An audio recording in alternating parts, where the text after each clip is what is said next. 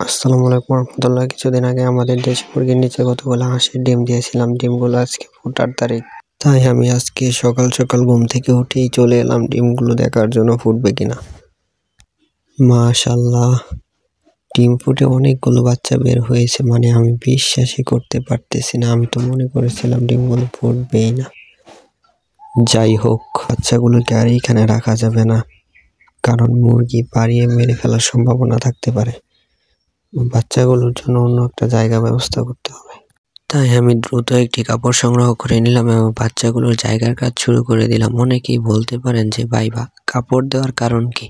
আসলে ভাই এখন শীতকাল এবং বাচ্চাগুলো খুবই ছোট, বাচ্চাগুলো ঠান্ডা লেগে যাওয়ার সম্ভাবনা থাকতে পারে, আর ঠান্ডা লেগে গেলে হাঁসের বাচ্চা টিকানো খুবই কষ্টকর হয়ে যায়। বাচ্চাগুলোকে তাদের নতুন জায়গায় নেওয়ার জন্য আমি একে একে করে সবগুলো বাচ্চাকে ফলের ঝুড়িতে রাখা শুরু করলাম এবং অবশেষে আমি সবগুলো বাচ্চাকে ফলের ঝুড়িতে নিয়ে নিলাম।